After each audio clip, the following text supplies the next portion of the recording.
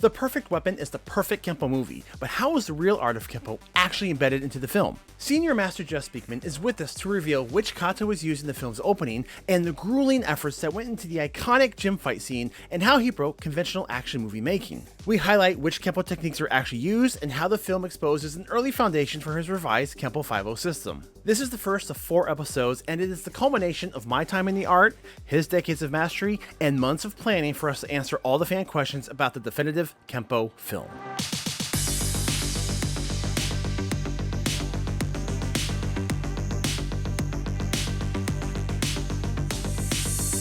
Welcome back to the show, Mr. Speakman. I'd like to thank you so much for once again joining us to talk about Kenpo 5.0. I'd like to start off with the first question. I'm sure it's one you hear all the time, but people always ask, what is that kata that you're doing at the beginning of the film?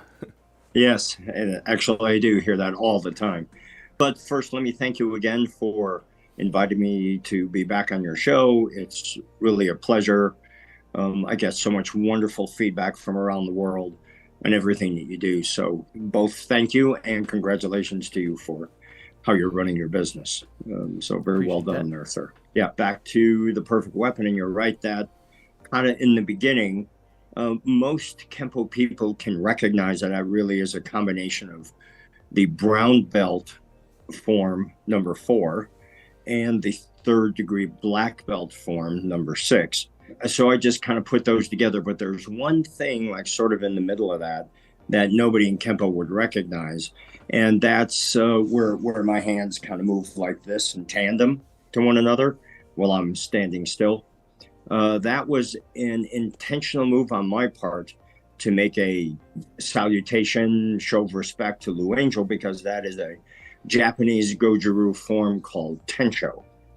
And so I stopped to put those hand movements in the middle of that form, knowing that Lou Angel would be sitting in the audience in Joplin, Missouri, watching his former student, and that he would know that that was a recognition and salute to him personally and to my history. Because remember, I would never have met Ed Parker if it wasn't for Lou Angel. And he said, if you want to make martial arts your life, now that I'm graduating and moving on, he said, you should move to California and study Kenpo from Ed Parker because he's the best in the world. So I knew he'd be sitting there, of course, and be incredibly proud and happy for me, of course. But for me to stop and do those hand movements from Tensho would be a way that would zero directly to him in the middle of the audience in Joplin, Missouri, and be a message personally to him. And then after that, when I saw him, he just said his chest was out to here with pride and, brought a tear to his eye. And he was so grateful that I recognized him and gave that message to him. So it was a very, very deeply personal significance. So not only was that form important, but that little salutation. And one more thing, if I may, that is the only thing in the entire film, The Perfect Weapon, that Ed Parker did not interact with me on. We knew fight scene X would happen in an alley or in a bedroom or in a warehouse or wherever, and sort of a little bit about what the environment would be. So we would design the fight scene to match the environment. And we would just sit and make notes and talk about what he would like to see. This is the one shot, the first time there's a Kenpo movie being done ever. The heft of the responsibility of the movie, there's 2 movies that always come up when people say, what got them into martial arts: The Karate Kid and The Perfect Weapon. I hear that from almost every Kenpoist is The Perfect Weapon. Yeah, and that's a great great feeling for me, as I turn into the last section of my life. I'll be 66 in a few days. And as you know, I had stage 4 throat cancer, so that's always eating in the back of your mind, the ultimate tentativeness of life itself. But the amount of satisfaction and pride that I took from giving this incredible person who I refer to as the Einstein of martial arts, Ed Parker, and showing him the one thing he never did accomplish, which is do a Kenpo movie. And so I was able to give that to him. And then the pathetic irony of him dying literally days after we finished the principal photography of the film and the shock wave that came across. I just had this amazing experience, and he was on the set with me every single day. There was a fight scene all day, all night, 4 o'clock in the morning. He'd be standing right there. And to know that I gave him that in return for everything that he's given to us has always been a source of great pride for me. And that's why I wanted to do this series. And this is actually going to be a series of videos. So today we're going to look at one scene. And we're going to have a bunch of scenes we're going to look at. But I wanted to go and take a look at the gym fight scene when your character goes to the Taekwondo gym. Because that's a scene that is extremely memorable. A lot of people quote it. There's a lot of meat in there. And before we start getting into questions, I just wanted to know, are there any memories that pop in mind for that scene, or any fun stories or anything? Like, what's your first impression when you think back at that scene? That was a monster, to be sure. Normally, in an action movie, you kind of stack all the fight scenes and the car chases and explosions and stuff at the end of the movie. So, and often those are pushed off to what they would call second unit, and then they pick and choose and all of that. Well, we didn't want that to happen, so we would do the fight scenes in different places during the film, where almost all the fight scenes were done by the first unit, not the second unit.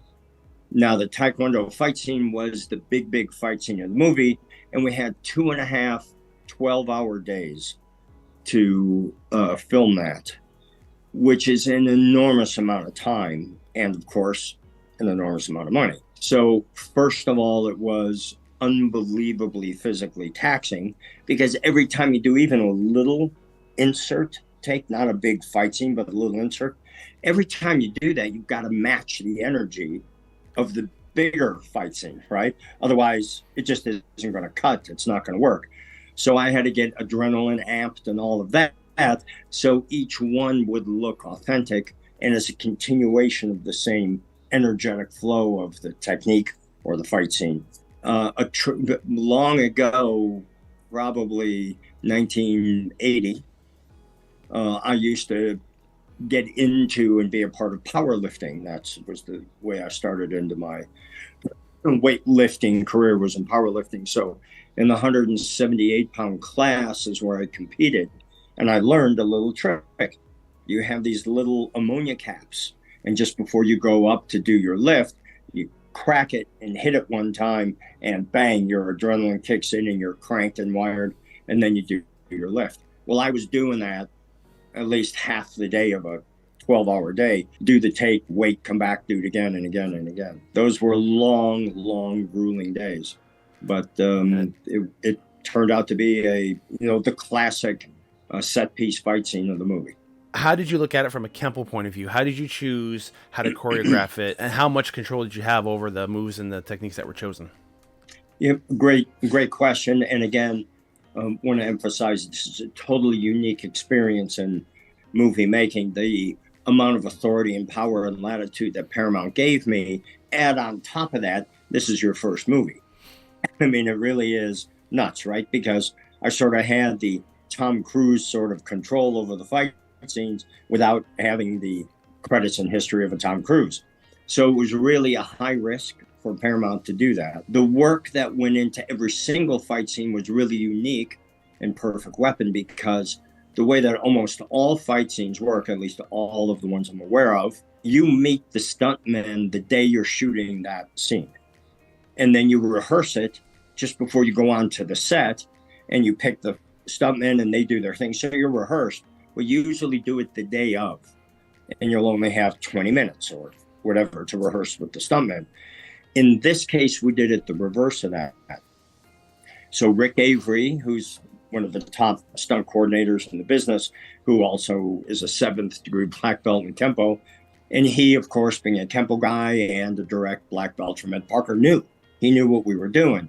And so we were able to hire the stuntmen and go in and have a paid day of practice. So the director was there, the director of photography was there, everybody that would have anything to do with the fight scene.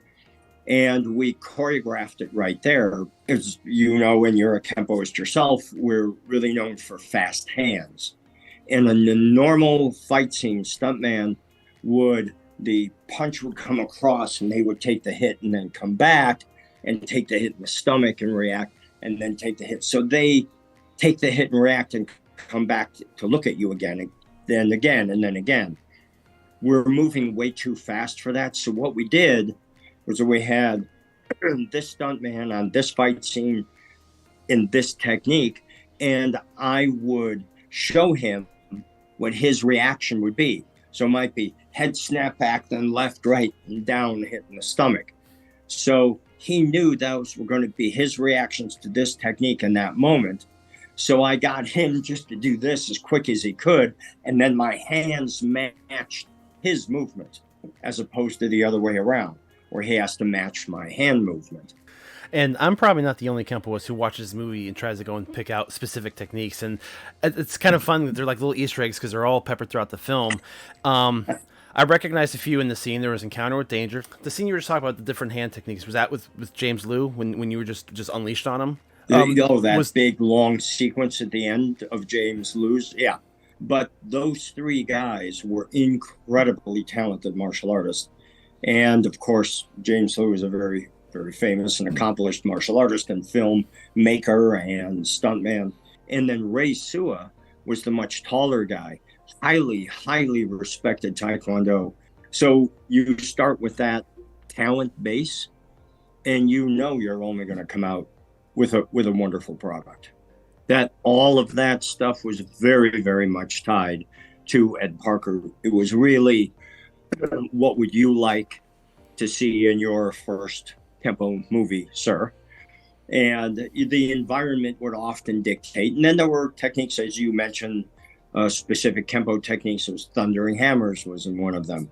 And that big, long, drawn-out ending fight with James Liu, that was a technique that is one of the bread and butter techniques of Kempo, called 5 swords. It was just that ending sequence where he's backing up and I'm continuing to move. That was the same move shown over and over and over again from different camera points of view, and to give you the impression that I was repeating that move over and over. And I did a couple of times, but not 4 or 5 times, which is what that fight scene wound up being at the end. I would love to share one more thing with you and, sure, and your viewers. That was one of the peak experiences for me when it came to end. And as most people know, Mr. Parker died right after we were done filming. So of course he never got to see the movie, which is quite tragic. But he was on the set every single time I had a fight scene and helped me with it. We choreographed them together and all of that stuff. So when the Taekwondo fight scene was edited and finished, we were sitting in my trailer, which was also Ed Parker's trailer. He and I are sitting on the couch next to one another. Now, remember, this is the first fight scene we're going to see. And they hit play. And Mr. Parker was so excited. He started bouncing up and down on the couch, clapping his hands, yelling, "That's it. That's it. That's the one." And I'm getting knocked all over the couch by him banging into me and everything. Because his energy was so over the top, because this was it. He saw it. And he saw his dream of how he would love his art to be perceived by the world come through exactly the way that he wanted it to be. So those are the kinds of memories that have made my life so rich and so wonderful. That's why since The Perfect Weapon came out in March of '91, I've never seen the movie again.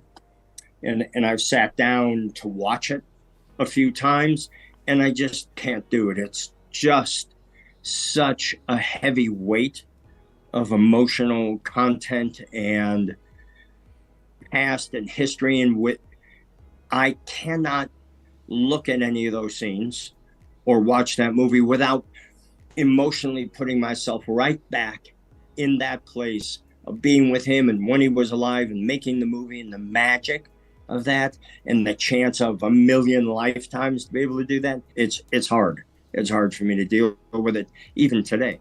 I'd like to actually kind of share one of my little personal stories with this as well. My very first seminar I ever went to was your seminar. I believe it was in 1993, the end of the year. You came down and I went to the seminar and you demonstrated 5 swords. And I just want to put this out there for all our viewers. Because you're talking about how the scene was kind of dramatized to make it look like you would do the motions over and over. Yeah. Being a white belt or yellow belt at the time, watching you do 5 swords in person on a person in a classroom came across just like it did in the film. It looked the same, it sounded the same, and I remember standing there going, wow, like I just wanted to learn more, because it was like the scene was repeating in my head. So just for everyone who's watching, just the experience of watching you do it to somebody in real life was just like the way it played out in the film. So that was like, that's so interesting. That is really interesting. I appreciate getting that, because of course that's the kind of feedback I live for. You know, you don't do a movie for yourself, you do a movie for everybody else. And so that's really cool. I appreciate that. I love hearing that. But I want to transition now to, because since then you've started Kenpo 5.0, and you've kind of taken everything you've learned from Kenpo and you've taken it in a new direction to address things like MMA and Brazilian Jiu-Jitsu. And we did a really in-depth talk about, you know, you starting 5.0 and where you're going with it and how it was constructed. But I'm really curious now is, if you had the opportunity to make this film today, how would you incorporate Kenpo 5.0 into this particular fight scene? Are there any changes that you would do? Anything in the environment that you would add? How would Perfect Weapon, this scene, look today with Kenpo 5.0? Yep, understand your question, and it's a big one. And of course, it would look radically different than what it looks like today, because I would bring the new, in quotes, skill set that we brought from Brazilian Jiu-Jitsu and MMA into Kenpo, and to evolve it to be able to accommodate that very, very real life situation of, if, now remember, this has to be put in the context of, if you're in the street, comma, then, you know, you need to be able to address this entire world of nightmare for you if you don't know what that world is. And Kenpo Karate had no practical application for that world, other than to say, because I'm so good at what I do, and because the art of Kenpo is so brutal and physically applicable in the street, no one would ever be able to take me down. Now, you and I know that's a laughable position to take. And although it may be true, maybe if you wind up in a skirmish with somebody who has that skill set and they try to take you down, you're able to avoid it and win the fight. But that would be an incredibly small percentage of the time for the broader range of everybody. So our motivation was to bring an entirely new skill set into Kenpo and expand our knowledge base. And then, which is really the big trick, is how to figure out how to incorporate that new world into the framework of Kenpo. It's a logical sequence. It's cause and effect relationships, the science of impact, checking other potential weapons, not just standing up, but now on the ground. And if you understand that if I feel the shift of somebody's weight go that way and a grab to my hand trying to pull it, I know what they're doing. They're going to take me into an arm bar. And so when you start to feel that shift in that move, then you start to go to counter that. There's only one way you're going to be able to do that, and that is have the knowledge base of what it is that's going on in the worst case scenario moment for a Kenpo guy, which is to be on your back and someone on top of you, of course. And then how do I defend against that? What's coming next? And what are my choices? And if you're in an art that has no answer to those questions, you should get an answer to those questions. Those questions, those problems, deserve a solution. Now, the good news is Kenpo is built for that. Ed Parker designed it so that the application of science and the cause and effect and the geometry of the moves, you know what I'm talking about, you're a Kenpo guy. And so all you got to do now is figure out, okay, here's a whole new skill set for us on the ground. How can I employ those same basic physics to the new situation? Now you can think what we do is ridiculous. That would never work. What a joke. You know, throw all that stuff at Speakman and all the 5-0 guys if you want. But at least we tried. And at least we're out there and we gave it everything we could. And we evolved even from that point, which is 2005. So around 2014, we did it again. we evolved the system again, which you have talked about on your show a few times. And it is even 5.0.2 is quite different than 5.0. I was trained a little bit in the first version of Kenpo 5.0. That was probably in 2007-ish, around that time. And watching the movie now, there actually looks like there's some seeds of 5.0 techniques in there.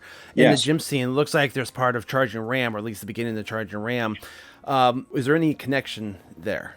Yeah, there's a very big connection. In Purple, we have 3 techniques, which are based off of the charging maces model, which you're referring to, and that's Ray Sua on the other end of that sequence. Now, I learned that from a very, very famous Kenpo guy who unfortunately is no longer with us, named Frank Trejo. And that front crossover step out double punch is designed off of a Kenpo principle called depth deception. So by keeping things really busy up here, so somebody has to defend against that, while you're doing a front crossover step out, you're going to cover 6 feet where they think you're only going to cover 3, because that is not a common foot maneuver. And it's designed to take you much farther forward than what someone would think. And therefore, you close the gap much more effectively. And then that, in turn, when we did 5.0, developed into the charging maces drill and the 3 charging maces techniques, which are very, very important in the world of Kenpo, because they're the first time ever that you, the Kenpo guy, you move first. You know, the entire system is somebody does something to you and then you react with X. There's still an endemic problem with that, which is you're training yourself to let the opponent move first. Every single Kenpo 5.0 student is already indoctrinated in to how to use your Kenpo offensively, not just defensively. Are there any changes that you would make to that specific scene today from a Kenpo 5.0 perspective? I would make the choice that I would hope that a 5.0 Kenpo person would make, which is stay on your feet when there's more than one attacker, or if you're in an unknown environment, do the best you can to stay on your feet. But when that isn't the case, understand what it's like to go down, and then use the ground as your ally instead of your unknown enemy, where you're vulnerable. It was 91 where the Gracie family showed up in America, and then followed by the Machados. And they changed the martial art world in America and world in general dramatically. And you would be very hard pressed to find somebody who's more grateful than I am to the Gracie family and Machado families of bringing that awareness to us, because now we know where we're weak. And so if you want to have a strong organization, whatever the category is, you go to your weakest link and you make that your strongest link. Just however it works for you, go out and learn what you don't know yet. And I'm completely convinced that you will be elated and excited about what you are now learning, because that advanced material is so amazing.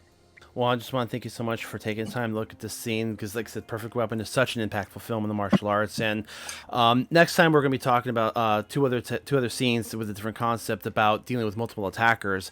So I just want to thank you for today's episode and taking a look at the scene, and we will pick this up again in the next one. American Kenpo is already an incredibly rich system, and Mr. Speakman created a distinct flavor with Kenpo 5.0.